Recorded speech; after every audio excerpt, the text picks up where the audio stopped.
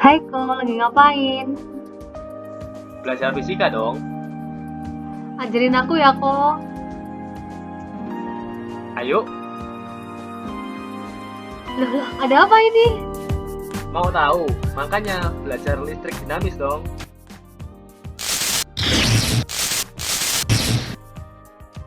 Oke, sekarang kita akan belajar tentang kuat arus, kemudian hukum Kirchhoff, gitu ya. Untuk kuat arus ini sendiri, kita buat rangkaian yang paling sederhana terlebih dahulu, di mana di sini ada sebuah lampu, kemudian ada sebuah baterai yang dihubungkan seperti ini.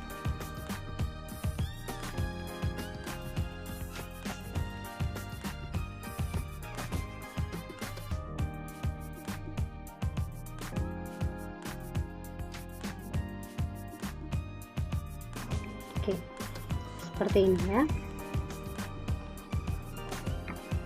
Oke, kita sudah belajar bahwa kuat arus itu adalah banyaknya muatan yang mengalir dalam rangkaian tiap satu satuan waktu.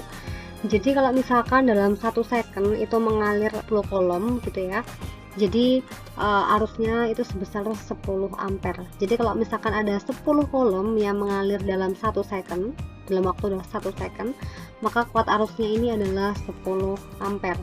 Kalau misalkan ada muatan sebanyak 20 kolom mengalir dalam waktu 5 second, maka kuat arusnya adalah 20 dibagi 5, yaitu 4 ampere. Jadi seperti itu.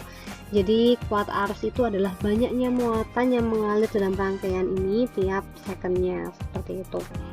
Nah, ini kan masih satu lampu gitu ya. Nah, bagaimana jika rangkaian ini dibuat bercabang-cabang gitu ya. Di sini saya memiliki 2 buah lampu. Oke, di sini saya memiliki 2 buah lampu seperti ini. Kemudian lampunya ini akan saya hubungkan ya.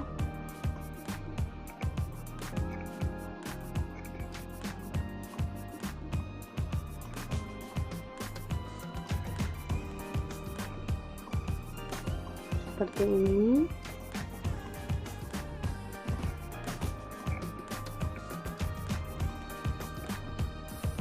Nah, ini merupakan rangkaian bercabang ya.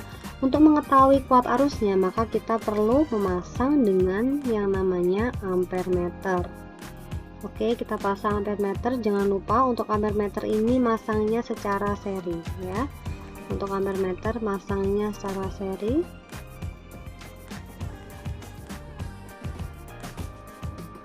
Oke.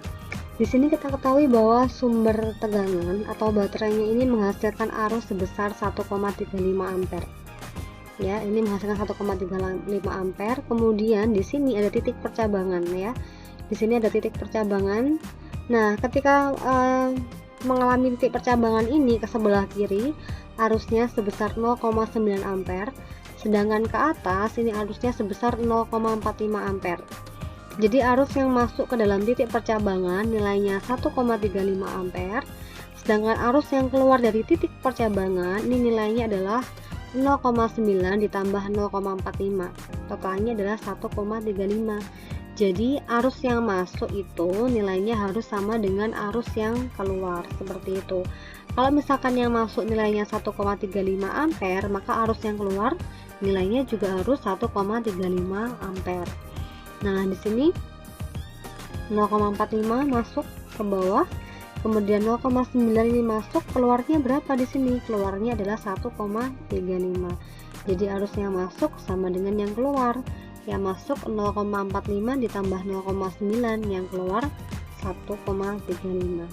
Jadi dalam rangkaian itu pasti berlaku yang namanya hukum Kirchhoff ya. Ini dinamakan dengan hukum Kirchhoff. Arus yang masuk sama dengan arus yang keluar. Oke, sekarang kita akan belajar tentang hukum Ohm.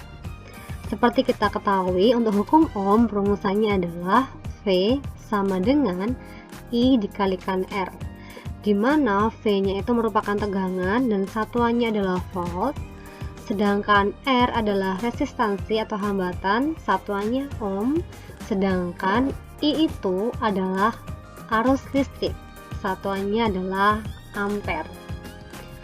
Nah, Coba kita perhatikan rumus hukum Ohm berikut, di mana V sama dengan I kali R. Nah, ini merupakan salah satu bentuk animasi percobaan hukum Ohm. Coba kita lihat di sini, kalau misalkan tegangannya kita naikkan, maka arusnya ikut membesar. Nah, bagaimana jika tegangannya kita turunkan? Jika kita turunkan, maka tegangannya ikut mengecil.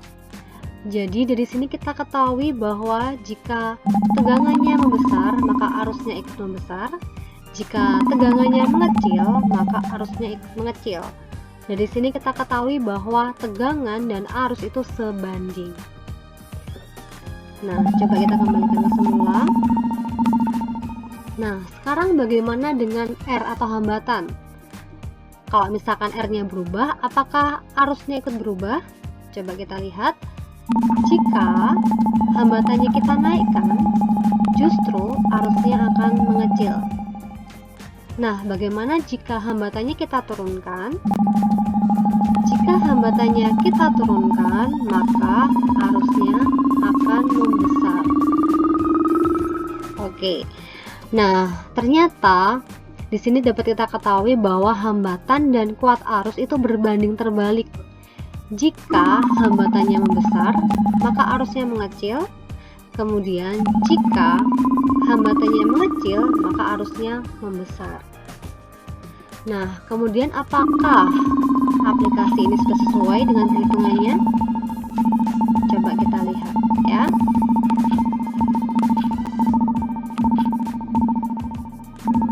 Nah, di sini sudah kita ketahui untuk tegangan nilainya adalah 4,5 volt ya. Kemudian untuk hambatan 500 ohm. Kalau misalkan rumusnya V sama dengan I kalikan R, maka I sama dengan V per R. Jadi I sama dengan 4,5 volt dibagi 500 ohm. Hasilnya adalah 9 mA. Nah, bagaimana jika ini kita naikkan? Nah, apakah perhitungannya ini benar? Coba dicek sendiri ya. Oke, tadi kita sudah belajar tentang hukum Ohm. Sekarang kita akan belajar tentang hambatan. Nah, hambatan atau simbolnya R di sini dirumuskan dengan R sama dengan Rho atau resistivitas dikalikan dengan L atau panjang dibagi dengan A, luas penampang atau daerah ya. Di mana Rho atau resistivitas itu satuannya adalah ohm cm dan L di sini panjang satuannya adalah cm, sedangkan A luas penampang itu satuannya adalah cm kuadrat. Nah, kalau misalkan Rho, L dan A ini kita rubah, bagaimana ya pengaruhnya dengan hambatan? Coba kita cek di sini. Ketika resistivitasnya kita naikkan atau hambat jenisnya kita naikkan, maka nilai hambatannya juga ikut naik atau besar. Jika resistivitasnya kita kecilkan atau hambat jenisnya kita kecilkan, di sini dapat kita lihat bahwa hambatannya ikut mengecil. Jadi dari sini kita ketahui jika hambat jenisnya besar, maka hambatannya besar. Namun jika hambat jenisnya kecil, maka hambatannya kecil. Nah, jadi untuk hambatan ini sebanding dengan hambat jenis. Nah, sekarang bagaimana dengan L atau panjang? Coba kita cek sekarang. Kalau misalkan ini panjangnya kita perbesar, maka hambatannya juga ikut membesar. Nah, kalau misalkan panjangnya kita perkecil, maka hambatannya juga ikut mengecil. Nah, dari sini kita ketahui bahwa panjang itu juga merupakan sebanding dengan hambatan. Kalau panjangnya diperbesar, maka hambatannya juga membesar. Kalau misalkan panjangnya diperkecil, maka hambatannya juga mengecil. Nah, sekarang bagaimana dengan luas daerah atau luas penampang? Coba kita cek sekarang. Ternyata hambatannya itu mengecil. Nah, kalau misalkan luasnya ini kita perkecil, ternyata hambatannya membesar. Jadi di sini dapat kita ketahui bahwa A atau luas penampang itu berbanding terbalik dengan hambatan. Jadi kalau misalkan A-nya diperbesar, maka R-nya mengecil. Kalau A-nya diperkecil, maka R-nya membesar. Seperti itu. Jadi dari rumusan ini atau dari percobaan yang telah kita lakukan baru saja, maka dapat kita tarik kesimpulan bahwa hambatan itu sebanding dengan hambat jenis dan panjang, sedangkan hambatan itu sendiri berbanding terbalik dengan luas penampang.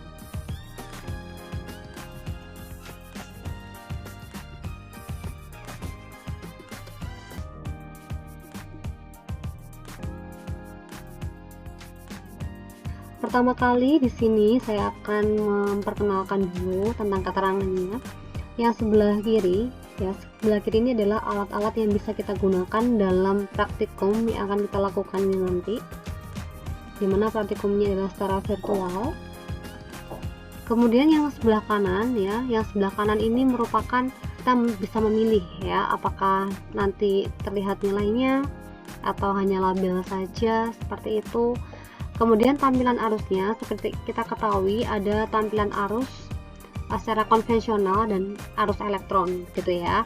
Nah, sekarang kita di sini akan menggunakan tampilan arus secara konvensional. Nah, kita memulai percobaan kali ini dengan rangkaian yang paling sederhana. Di mana rangkaian yang paling sederhana yang kita perlukan di sini adalah baterai ya. Di sini saya akan menggunakan 2 baterai ya. Oke, kemudian kita butuh saklar ya, kita butuh saklar. Nah, kemudian kita butuh lampu. Apakah cukup seperti ini? Tentunya tidak ya. Di sini kita memerlukan komponen yang lain, yaitu adalah kabel sebagai penghubung antara lampu dengan sumber tegangan ya. Coba kita hubungkan. Ini bisa diperpanjang ya. Kalian juga bisa mencobanya di rumah. Nah, bisa kita hubungkan seperti ini. Tinggal ditarik saja. Nah, kemudian ini yang bagian atas, yang sebelah kanan juga kita hubungkan. Seperti ini.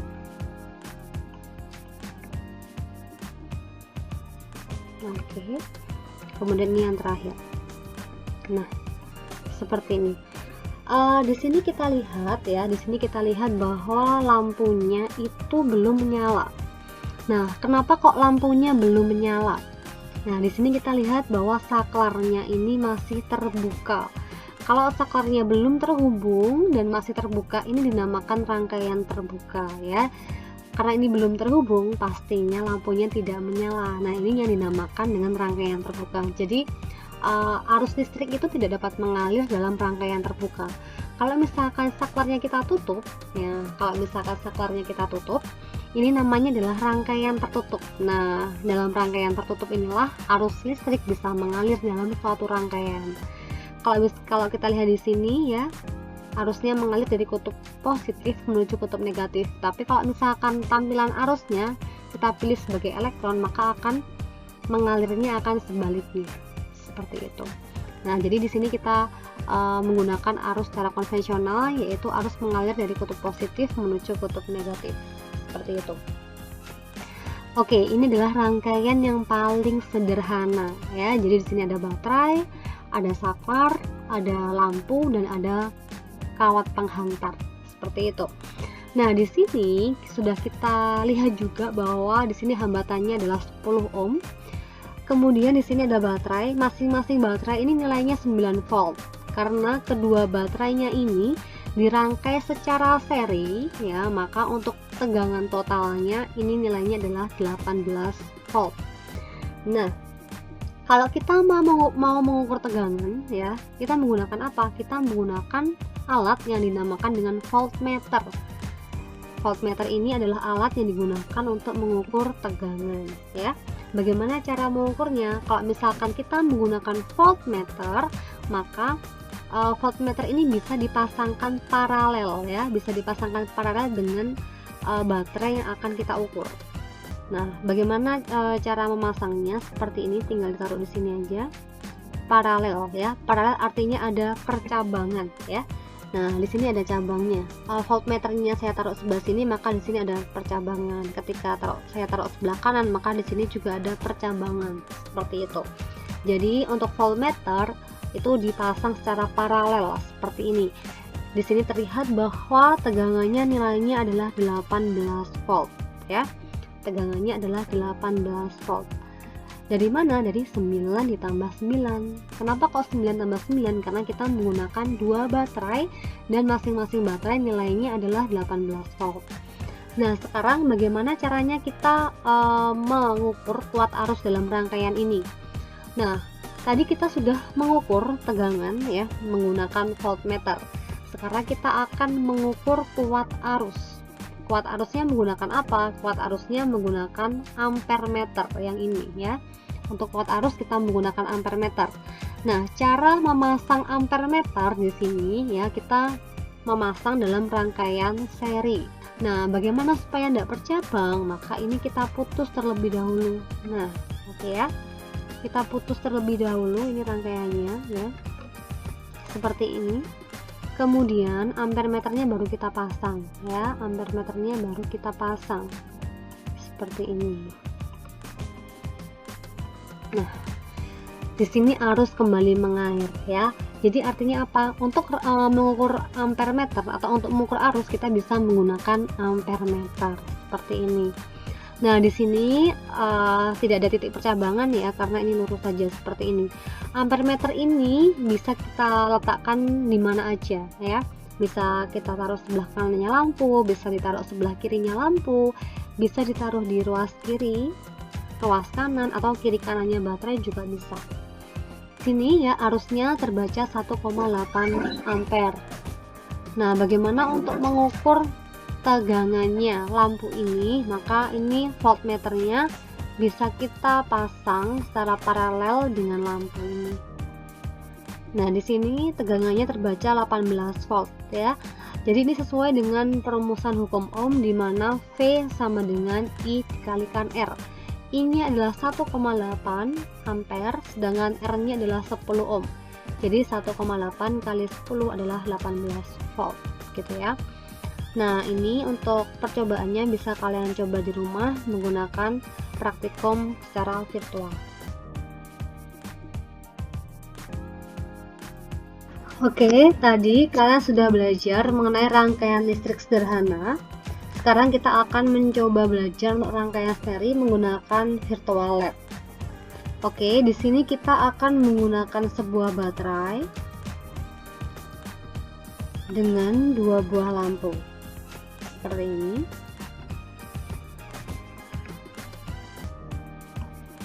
Supaya lampu dapat menyala seperti tadi, maka kita perlu hubungkan dengan kawat atau kabel penghantar. Misalkan ini kita hubungkan seperti ini, sebelah kanannya kita perlu kabel, sebelah kiri juga. Nah, ini kita hubungkan dengan kawat penghantar ke bawah, sebelah kanannya juga seperti itu.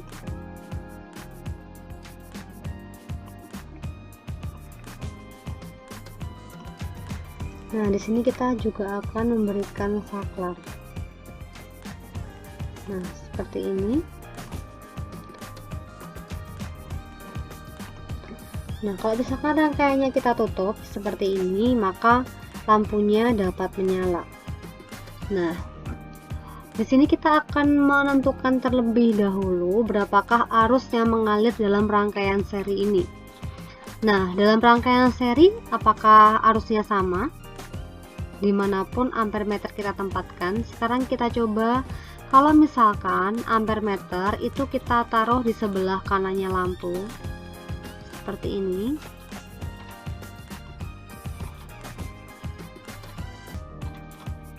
Nah, di sebelah kanannya lampu ini menunjukkan bahwa ampermeternya bernilai 0,45 ampere. Nah, kalau misalkan di sebelah kirinya lampu ya, kalau misalkan di sebelah kirinya lampu ini kita beri ampermeter juga. Nah, ini menunjukkan angka berapa? 0,45 ampere juga. Kalau misalkan di sebelah kanannya baterai ya, di sebelah kanannya baterai kita berikan ampere meter. Nah, seperti ini ya. Menunjukkan arus 0,45 meter ya. Kalau misalkan di sebelah kirinya baterai ya, kalau misalkan sebelah kirinya baterai kita berikan ampere meter, maka ini akan menunjukkan 0,45 meter juga.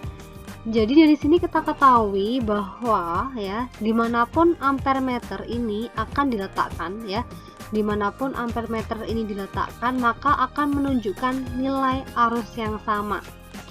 Jadi dari sini dapat kita simpulkan bahwa dalam rangkaian seri dimanapun itu berada, maka jumlah arusnya adalah sama ya. Kalau misalkan di sini 0,45, maka ini 0,45, ini 0,45, dan di sini juga 0,45 ya. Jadi dari sini kita ketahui bahwa nilai ampere meter dimanapun itu ya, nilainya adalah sama. Nilai arus atau nilai ampere meternya dalam rangkaian seri nilainya adalah sama. Kemudian bagaimana dengan tegangannya ya? Kemudian bagaimana dengan tegangannya? Apakah tegangannya dimanapun sama? Nah, coba ya kita lihat di sini ada tegangan. Kita ngecek terlebih dahulu untuk tegangannya lampu yang pertama. Ini 4,5 volt. 4,5 volt ini dari mana? Kita ketahui bahwa tegangan V itu sama dengan I dikalikan R. I dimanapun kan sama, I nya kan 0,45, jadi 0,45 dikalikan 10 maka hasilnya adalah 4,5. Karena ini tegangan maka 4,5 volt ya. Jadi untuk lampu sebelah kiri ya, nilainya 4,5 volt. Lampu yang sebelah kanan ya, lampu yang sebelah kanan ini nilainya juga 4,5 volt. Kenapa kok sama nilainya? Karena hambatannya sama, arusnya sama. Hambatannya 10 ohm, kemudian arusnya 0,45, maka tegangannya 4,5 volt. Kemudian bagaimana dengan tegangannya baterai? Coba kita ukur. Nah, tegangannya baterai di sini adalah 9 volt ya. Tegangannya baterai di sini adalah 9 volt. Nah, jadi dalam rangkaian seri kita simpulkan bahwa untuk tegangan total itu sama dengan penjumlahan tegangan pada masing-masing lampu ya. Jadi tegangan total sama dengan penjumlahan total dari masing-masing lampu. Jadi V total itu sama dengan V1 ditambah V2. V1-nya senilai 4,5 volt, V2-nya juga senilai 4,5 volt. Kalau misalkan ini digabungkan, maka V totalnya adalah 4,5 tambah 4,5 atau 9 volt. Sedangkan untuk arusnya dalam rangkaian seri dimanapun mereka berada, arusnya adalah sama. Jadi kesimpulan dalam rangkaian seri ini adalah arus dimanapun nilainya sama. Kemudian untuk V total atau tegangan total itu sama dengan penjumlahan tegangan pada masing-masing hambatan. Seperti itu ya. Nah, kalian bisa mencobanya untuk 3 lampu ataupun 4 lampu, maka kesimpulan ini akan sama, bahwa arus dimanapun nilainya sama, kemudian tegangan total sama dengan penjumlahan tegangan pada masing-masing lampu. Oke, selanjutnya kita akan belajar tentang rangkaian paralel ya. Kita sudah belajar tentang rangkaian sederhana, sudah belajar juga tentang rangkaian seri. Sekarang kita akan belajar tentang rangkaian paralel. Di sini yang akan kita paralelkan adalah lampunya ya. Misalkan kedua lampu ini ya kita pasang secara paralel, kemudian akan kita hubungkan dengan sebuah baterai seperti ini. Lampunya ini paralel, maka akan ada titik percabangan ya. Maka akan ada titik percabangan.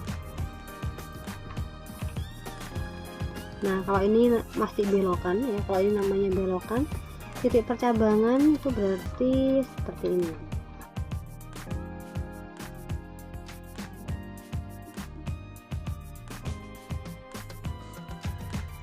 Sekarang kita ingin mengukur arusnya. Apakah arusnya di area setelah percabangan dengan sebelum percabangan ini nilainya sama. Nah, sekarang kita coba dulu untuk di sebelah kirinya baterai ya, ampere meter di sebelah kirinya baterai ini coba kita perbesar terlebih dahulu sebagai tempat ampere meter. Misalkan ampere meter kita taruh sebelah sini.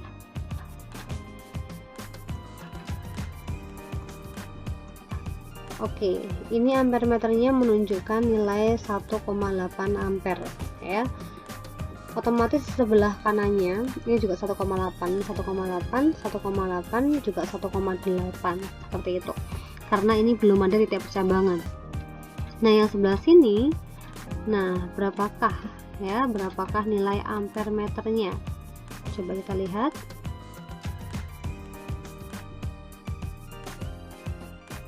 Ini ampere meternya menunjukkan 0,9 ya, 0,9. Kemudian bagian bawahnya berapakah nilai ampere meternya?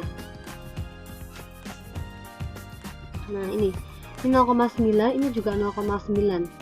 Nah, kenapa kok ini arusnya sama? Karena ini hambatannya sama, hambatannya 10 ohm, ini juga 10 ohm, maka ini arusnya 0,9 ampere. Di sini kita ketahui bahwa arus totalnya itu adalah 1,8. Arus totalnya 1,8, kemudian di titik percabangan ini maka arusnya terpecah ya, di titik percabangan ini arusnya terpecah. Ini 0,9 ampere, ini 0,9 ampere, seperti itu. Nah, ini kalau ditambahkan jadinya berapa? Ini masuk ke sini 0,9, ini ke sini 0,9, keluar lagi 1,8 ampere. Jadi intinya arus yang masuk ke dalam titik percabangan harus sama dengan arus yang keluar dari titik percabangan itu. Nah, sekarang bagaimana jika ya, ini saya pecah dulu. Bagaimana jika ini lampunya ada dua ya? Bagaimana jika di sini lampunya ada dua? Maka apa yang akan terjadi?